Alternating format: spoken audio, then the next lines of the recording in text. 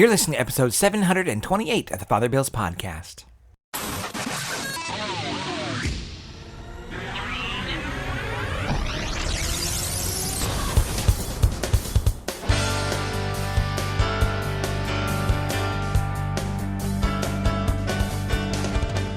Welcome back.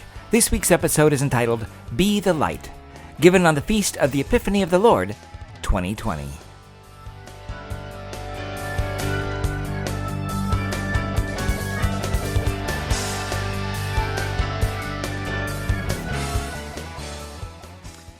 We are in the beginning of the year 2020. A cursory look at the news, we can see that there are floods in the southern U.S. and Indonesia. Our northwest is in the pattern of a winter storm, and Australia is suffering the worst fires in their history. Here in Grants Pass, there's all kinds of reports going on. One listing Grants Pass is the third most unaffordable housing market in the country. That's not like a news flash. We all know that already, probably. Polarization and relativism continue to undermine our society. Around us, there is much suffering and darkness. But that is not the end of the story, and it is not the full narrative of what is going on. There is no denying the suffering in our world and in our own lives. Our Lord knows this well. Suffering and sin have always been with us.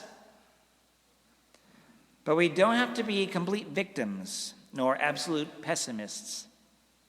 We know that Christ came to overcome it all, to give us direction, to accompany us on our journey, to heal us of our pains, and to save us from eternal death.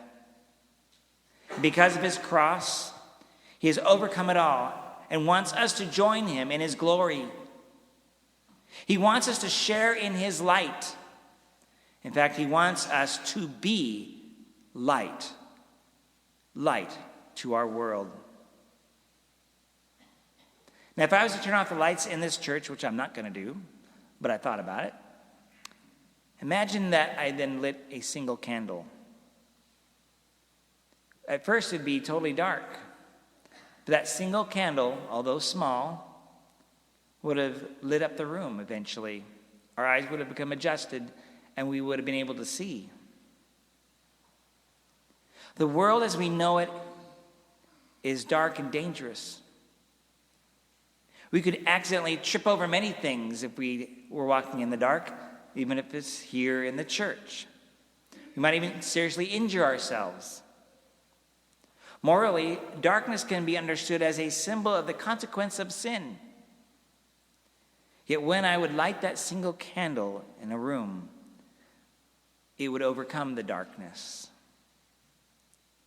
And if I had a lens, I could then cause that light to be directed like a flashlight in one direction, giving direction for people to come and go.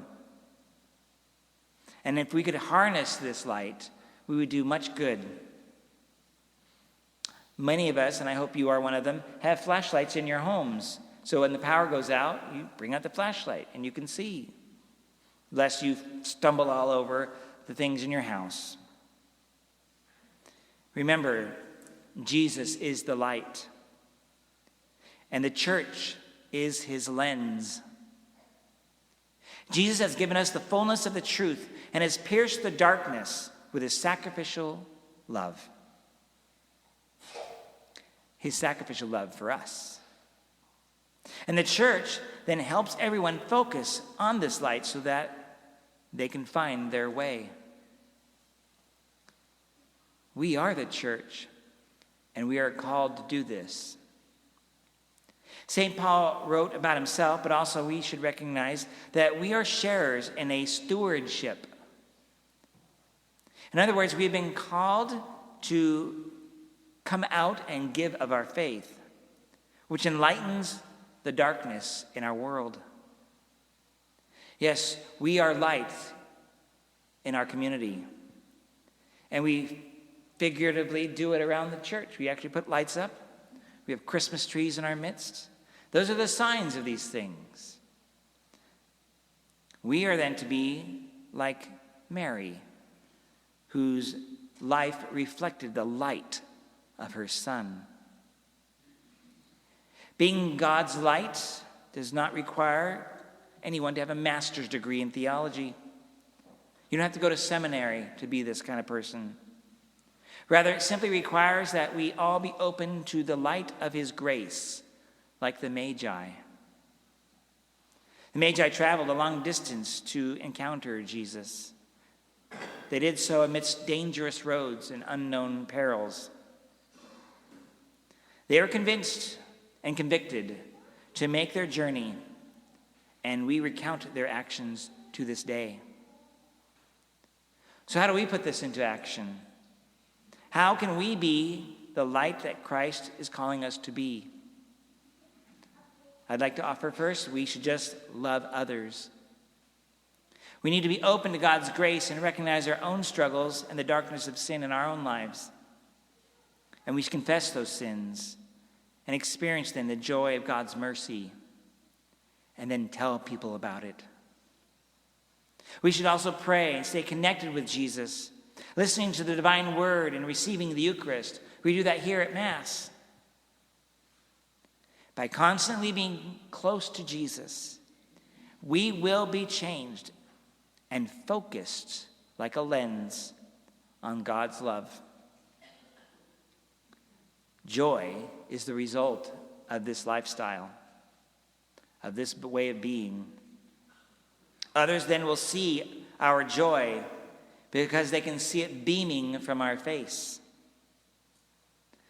Then we will have allowed opportunities for God to reveal himself to others, which is really the meaning of Epiphany, a revelation. So in summary, love, stay close to Jesus, and be his light.